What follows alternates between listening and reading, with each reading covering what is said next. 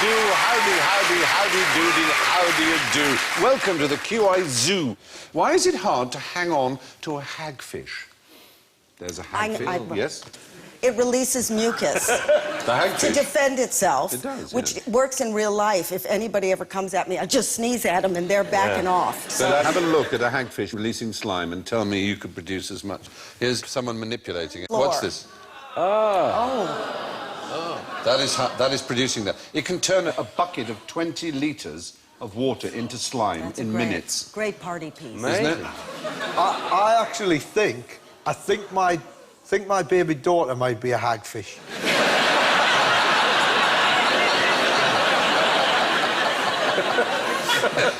Yeah, because that's nothing. To be honest with you, I've got that on my trousers every morning. It also can tie itself into knots, which is another impressive thing. It literally does a slip knot or an overhand knot. It's quite bizarre. Given the choice, if I had to have special powers, I'd like to be bitten by one of them. Because excreting mucus would be... You know, because like Spider-Man, he's all very well, do a bit of climbing and that. Slime but imagine boy. if you just sat in a chair and somebody went, do your thing, and you went... Bleh. It would be fantastic. It'd be brilliant. Because if somebody tried to get you in a headlock, you just go... Bleh.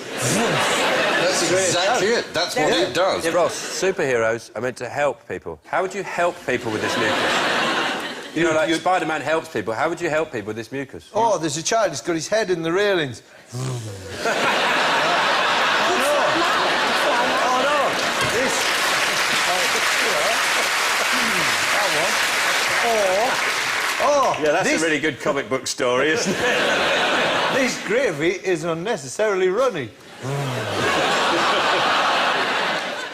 What's the key ingredient, then, in the world's nastiest cocktail? Malibu. Yeah.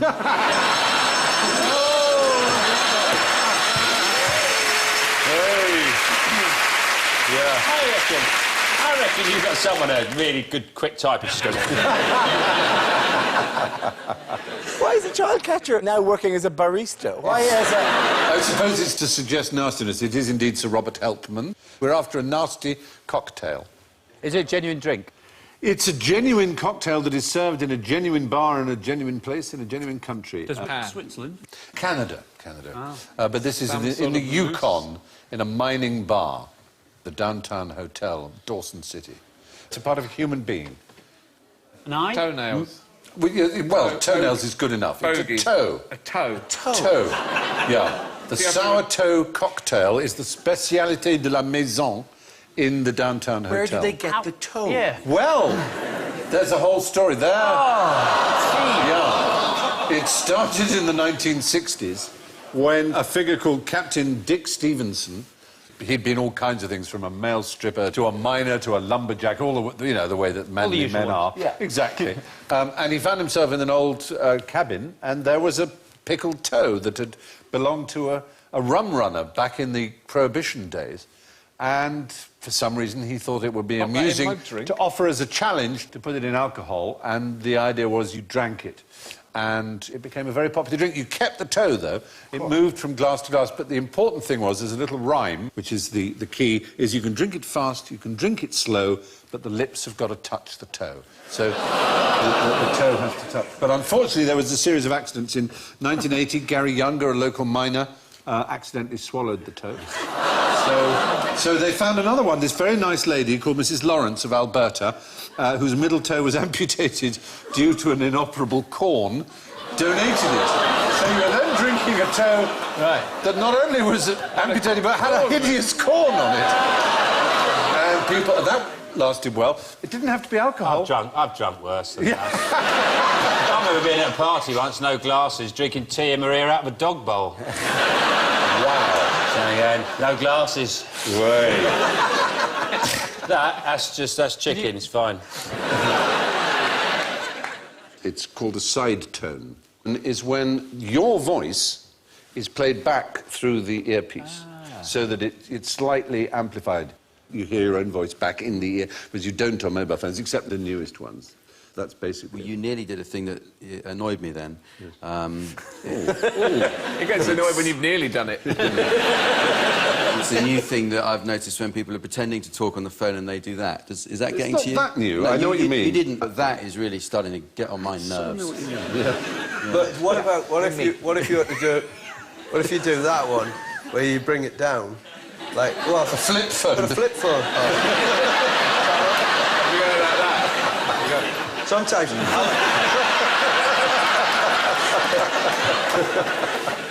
Or you can do the. Or you've got a touch phone. I've got an iPhone. Yeah, I've got an iPhone.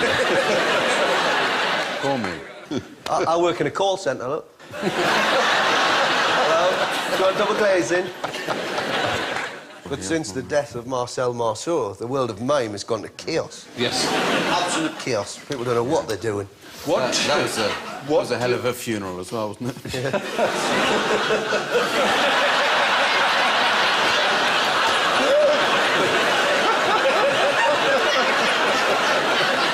But when the mad thing was, at the funeral, they didn't use a coffin, they just had him like that.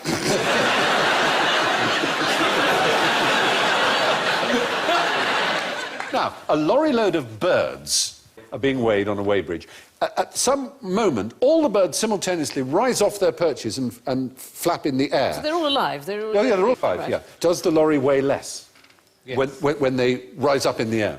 Yes. No. Well, only if they... Got a yes and a no? So they're not in contact with the actual thing, so no, it would Don't weigh they- less. No, Is it sealed, the lorry? It's a closed, it's got a tailgate, it's all locked up. They're inside the lorry, you can't see them. That's just But wouldn't there be pressure from the air? Yeah.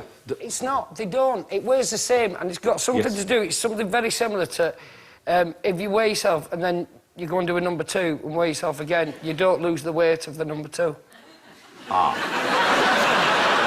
Now, there we're in a slightly different territory. I was so proud of you. I was so You will giving crap you... on the scale. Yes.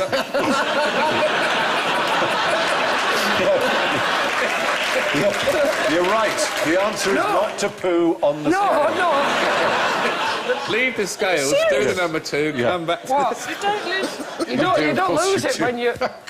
money I've wasted on animals. I know. I've argued this, but no, it doesn't. It weighs the same, and I can't remember the reason why. I know this. So they all lift off for exactly the same time? No, the fact is, it is weighing. It's a bird, the bird Where does the lorry air get system. It's there in the air. I know it's weird. Is it but sealed? Is it to do with it being sealed? Yeah. Because if you're carrying a bowling The ball and you're on the scales and then you throw the bowling ball in the air... Yeah. It's you're part of it'll something when kill you're you, inside it. Yeah, but because it's sealed, And the air's moving... Exactly. you and the air have created that weight. So whatever the birds put themselves within Yes. there, it still weighs the same. But the interesting question, and you're absolutely right, I mean, you can sort of test it. Don't pass it off that easily. Yeah. But the interesting question is if it's an open-top lorry and they're all sitting on the perch and they jump up, and they jump up slightly higher and then they're actually out of the system, they're no longer part of the lorry bird system, then it would be lighter. But where does the phrase "there isn't room to swing a cat" come from? Cat swinging... Cat of nine tails when they're... Cat of nine tails? No, it's not that, oddly enough. You'd think it was. It's the kind of thing people think is It's true. when they used to flog people with an The actual phrase cat. is older than the They cat used of to- nine tails. actual Well, no, they cat. wouldn't flog. They just literally it means what it says. It's just a kind of common folk expression meaning to swing a cat around. But the first use of cat of nine tails is 1695 in the English language. Not the whole- And at least 40 years earlier than that, there are references to not being able to swing a cat.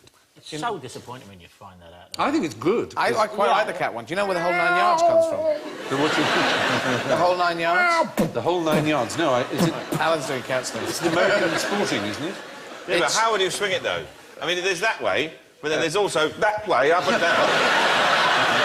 Round and round. One thinks by the tail, definitely, whatever. Do you do it in a big loopy swing or do you get some speed up?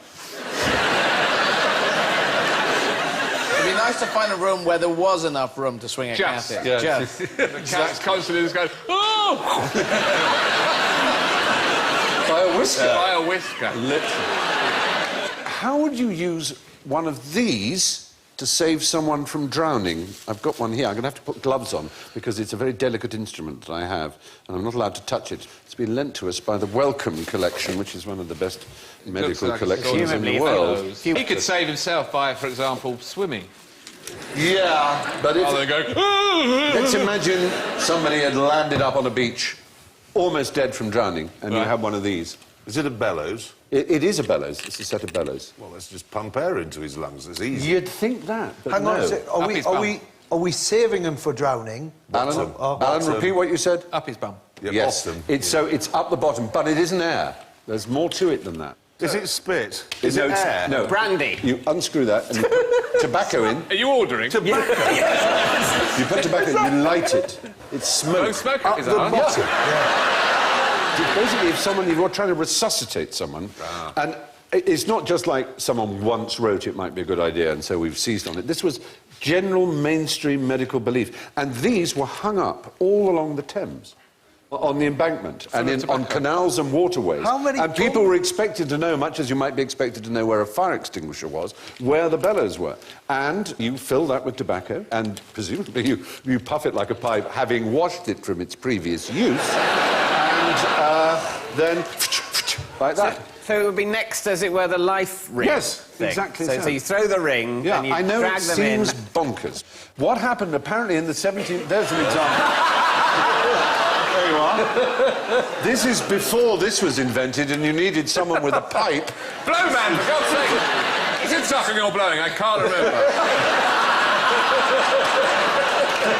I think it's blowing, is it? I don't know. Well, be sure, man, he's drowning. I'll do both. I'll suck first. So, is it just the shock of the sensation of having smoke blown up your arse that makes you sort of splutter back into life? Who knows? Apparently, in the 18th century, in the late 1700s, a woman was found drowning and apparently almost dead, and people tried the normal things, and someone suggested blowing smoke up, and it seemed to work. So there was a point where they went, kiss of life, just wait a second. Exactly. Man with that pipe. It would be a beautiful sight, though. We have blown the smoke up there, and the person splutters back to life, and then takes off down with the smoke coming out of the back. Look at the speed they're going at. That bloke on the left looks like he's going to rob his trousers if he doesn't come round. He does. There's always a villain in 18th century London. Well, he's generating the smoke, you see, because they didn't have an all-in-one device like this. So the one on the right has got the pipe. Oh, Christ. So he has to French kiss the Yes. bloke in the hat. This has nothing to do with saving a drowning man. It's perversions of old London, that's what this I think we got another picture of it as well, I hope real somewhere. people Yeah, this we can time. have it. We did. There you are. Well, yeah. Well, he's not drowning. No, well, he's just in the pub. He's just in the pub. It's just that scene from Pulp Fiction when... This is actually... This is bad, because it means people can say at almost any point, I think I might be drowned. They fancy it. And also, as if that's bad enough, it's like, as if that doesn't look wrong enough, the bloke in the background went, I think I'll get me donkey in on this. It's like...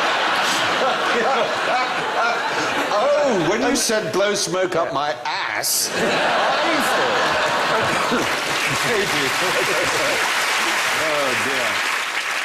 I know what a strange world we lived in, but that was mainstream medical science. God, that's got stuck in my throat, that one. The bellows! I went hunting with an Amazonian tribe with Kirari tip darts.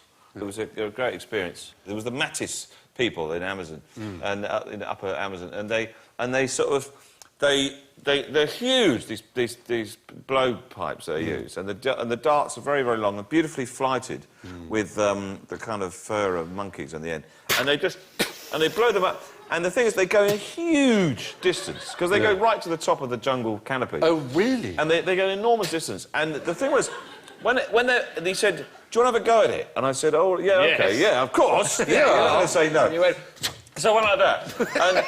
and he said, no, you've got to aim at the monkey. There's a monkey, a spider monkey, a howler monkey. That was it, a howler monkey at the top of the tree. And he said, right, go for it. And I went like that. And it went, instead of going at the monkey, it went vertically up in the air, and all the tribes they scattered. Whoa! I went like this, and they all went, whoa! And I was standing there, I go, what, like that. And one of them went, get out of it, like that. Because it would have killed you. It would kill you. What's the best way to hypnotise either A, an alligator, B, a tiger shark, or C, a chicken? I've seen them do it to sharks. And what do? Don't they lie there on their backs or something? Exactly right. You flip it over, and it goes... But I thought that if sharks have to keep moving in order to survive... That's right. Which is why whales have learnt to tip them over in order to make them suffocate, and that actually will kill them. There's a very small hammerhead shark being... That is a toy shark. It's a toy shark. Or a really big diver. Or a frighteningly big diver. I think we'd have heard of him. I think we would have. Leeds or hay? I think I know how you do chickens. Yes. It's weird because it actually looks like you're oppressing them quite violently, but you have to hold them to the ground and draw a line. Yes. You draw a line from their beak. Yeah. Along, and they just stare at it. That's what they do. But they're not hypnotised. They're just wondering what that prat's doing, scribbling around my beak. It's called tonic immobility in animals, and that is the example of chicken. There's another way of doing it with chickens. Apparently, you take a stick or a paddle, in this case is a light flagellation paddle I happen to have in the house, and you fix eyes to it and you hold it up to it and it will apparently stare at it forever, though our producer tried it on his. We're the kind of show whose producers have chickens. That's how cool we are. And he says it didn't work at all. They just went off to eat things. But You just made that up, didn't you? no, it is in all the books. It says that is a way to hypnotise them. In all of the books? Well, all of the chicken hypnotising books? How many are there? Which is why you can't ever let your chickens watch the Muppets. How would you use one of these to calm a horse down? Oh, is this now? Calm it down. Yeah. With what I'm thinking, I'm not going to calm it down. Well, in the long run, it might. One as well. Have these been used? Because if they're what I think they are, I don't think I want to touch it. They've been scrupulously clean. It would only have been on a horse. Is it something over its nose, over its snout? Yeah. Does it Goes that far, gets that big. on the tail? You fire an arrow at the horse. Well, the points have gone to Alan. Tastes weird. Alan's identified where it goes. They're not the full number of points. But, Where does it go? Where? Oh, yes, Claire. It's a twitch. It's a twitch. She knows, you know. Well, she, now of course explain. she knows. She, Claire Ball. Yes, of course. She's here I expressing... couldn't let Alan get any more of it. I thought, oh, yeah, I'll give him a go. And then he was like, nearly right. Yeah, they are. So imagine you have to give medication. Oh, it is. It's like, here, I'll do that. Here, I'll do. This isn't calming me. Whose line is it anyway from like 10 years ago? Imagine you're giving a horse a medication or something. They're very nervous animals, and they don't like being fiddled around with any more than anyone else. But the trouble is, when they are uncomfortable, they can hurt themselves as much as they can hurt a vet or anyone attending them, because they strike out. So you need to calm a horse down. And there's a very magical thing about horses. It's most peculiar. And what is it, Claire? If you take their top lip, Yeah. and basically you can do it with your hands and you can do it with a bit of Yeah. rope. This to me looks a little bit severe. I've never seen one there it quite is. like this. And you basically take their top lip and they won't move. They just go into a state of almost And it doesn't, trance-like... yeah, and it's a bit like the old rabbits in the headlight freeze. It makes them go completely... Yeah. And then you can... Yeah, like that. You can administer a... That's it, gone. Alan is a horse. Yeah. Go with the drugs now, go with the drugs. You don't need them now. You can sing at the same time. And actually, with some, you can take their ear and it has the same effect. How did they find that out? Well, you know... There's been a lot of experimentation going on. Well, I suppose we'll try the... That went badly. Let's try the lip now.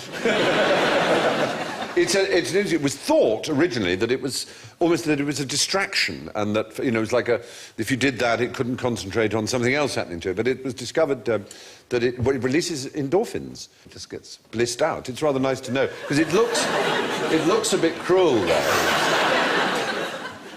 I'm fine. That's good. What is the roundest thing in the universe? Yeah. No, just saying. Oh, no, Is it a black hole? It's that kind of a deal. It's when a supernova has a gravitational collapse, it turns into something called a neutron star. No. Yeah. Right. Yeah. Oh, the neutron star. They're really round. That's not round! No, that's not. That's a supernova, I think. That's a supernova. Going supernova. Then show us the round thing! Very upset, aren't you? Yes! It only has a diameter of about 15 miles or so, and there isn't one near enough for you to be able to see it with the naked eye. Have you ever noticed how we always have to take Stephen's word for it? But what's interesting is that if I had a thimbleful of a neutron star, it would weigh more than a mountain. Yeah, but you don't. Yeah. I'll tell you what, imagine how confused the old woman darning your socks would be if you had a thimble full of it. She was just trying to fix a hole, and and there's all space and time coming out with a thimble. That's no way to treat the elderly. You're right. And when you've got a good cleaning lady, you want to hang on to them. You don't want to mess it around. I'm leaving, Mr. D. Why? Well, because of all this space business with your thimbles. I don't like it. Could you give us your impression of the average World War II British... Oh, dear. The average British World War II fighter pilot. You know, hilarious on the end. That is a character. I'm going to... Someone has got to write a sitcom around Dave Mitchell's character. You look like you're posing with a very successful team of kind of novelty Air Force band. You've just agreed to have your photograph taken with them for your birthday. I know you're not, but if they'd invented gaydar instead of radar, I'm sorry to say, that would mark high. I'm ordering these helmets for my wife's birthday. I think in this war film, I think I die about 2/3 of the way through. It breaks the heart of the audience. Oh, yeah. And inspires the hero. Yeah. Everyone goes and kills a load of Germans as revenge for my death. And I'm the old First World War hero with a gammy leg who runs and watches them come back and cries because... I don't think Alan dies. I think you make it through... I think I die. You think I'm going to live. You're dead. And then right near the end, I die. I like Von Ryan's Express as I'm running towards the train. I get shot at the end. Right. And the plucky woman who was just supposed to do the radio has been forced to fly one of the planes. Yeah. You look as if you could do it. You've got your sergeant stripes there. I look rather fine. But how do the pilots talk? That's the thing. Red leader, We've got a lovely team today who will be furnishing you with the easy kiosk, scratch cards, minstrels. Like that. Clean up in aisle 3. Yes. So what sort of people were there? I mean, that's what we're really after. Well, what sort of people? Yes. Quite well-spoken officer class. Posh. They're always posh. That's right. No. I think you'll find you're wrong. That's the odd thing. They so weren't. Really? Only 30% of all British fighter pilots in the Battle of Britain went to public school. And in fact, of that 30%, they were mostly minor public schools, and of the Eton, Harrow, Winchester, or the top 13, there was only 8%. It's just the actors that played them were posh, then. That's the point. Yeah. In the war films, during and afterwards, your Kenneth Moores and your David Nivens and so on, who were, you know, spoke like that, and it got... Did the Germans know we were sending up the lower classes? There we got marvellous... Here comes someone who has got no manners whatsoever.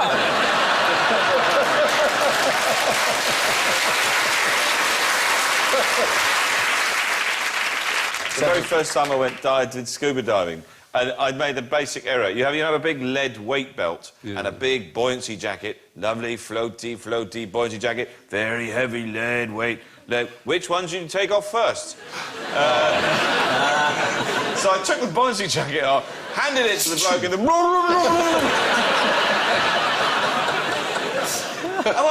and he just grabbed my hand. I thought I could die, but I was laughing. I was embarrassed. Oh, what am I like? Oh, I'm dying. Wouldn't it be awful if your last words were, what am I like? What am I like? From testing spells, you'll like this, to spelling tests. Good. Good. Yes. Good. I before E, fingers on buzzers, excepting after... Please. C. Oh! No, that just isn't a rule. Why isn't it a rule? Because of words where... Words where it's not. Yeah. E becomes because of before I have to C. Because there are more exceptions to the rule than the rule itself, by quite a long way. Who's counting? Ceiling. They've been counted. Would you like to know? Ceiling one. God. Yeah, there are 923 English words that have a C-I-E in them. Do we have to name them all? No. you're let off, but name some. New Year. Ceiling. No, that's C-E-I. See, yeah, that's what you said. No. The rule, the supposed rule is... except after C. But I'm saying, in fact, there are 923 which break that rule. Receive, receipt... So hang on, if it's I before E except after C, Yeah. we're looking for words where E follows C, aren't we? No. No. The rule is it should be C-E-I, according to that. Oh, but you're saying it's wrong. There are 923 I know one, which it isn't. Yeah. Ceiling, that's not one. Ceiling isn't one. Ceiling isn't one of the ones you're looking for. Yes, I want the ones I am looking for. That's right. So I will repeat my answer and I say not Lee, ceiling. I'm looking for the ones I'm looking for. You're looking for the ones you're looking for? So give me a C-I-E. Ceiling? I may explode at any minute. C-I-E. Receipt is C-I-E. Yeah, those are the ones that conform to the rule. Receipt. Okay, the rule is looking pretty good right now, because... Glacier? Species? Yes, but now I know them, and I didn't think I knew it. Yeah. There are, the point is there are lots and lots and lots. These are ones with EI without the C in front, obviously, as well as the CIE, concierge. Oh, you don't even have to have a C in it now. No, they're EI. Are you incapable of rational thought? You cannot be that stupid. You've really... You cannot be that...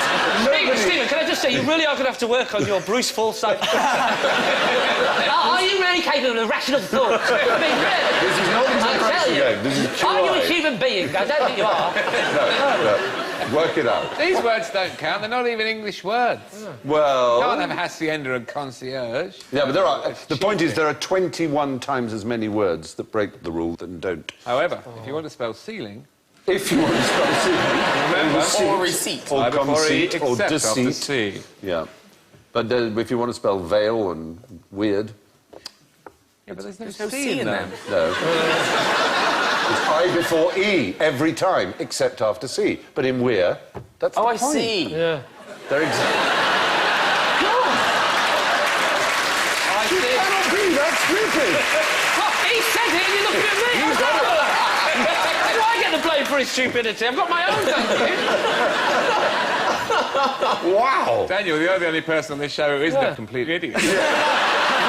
I'm sure you are. Anyway, Stephen begins with S. That's not That's why I'm keeping so quiet at this moment. What about my surname? Am I spelling that right? There's an I and an E in there. It's I before E always. Yeah, always. According to the rule. Yes. Yeah, but the rule's wrong, Stephen. But the rule is wrong. What? Yes, it's now officially no longer taught in schools because it is so clear. Oh, really? Is it not at all taught? It's not taught. But the rule now is it's I before E, or sometimes it's E before I. Mostly after C, it's IE. If in doubt, look it up, you lazy git. I before E, except for the following 923. Yes. And then you reel them all off. Thank God for spell check. Number one, ceiling.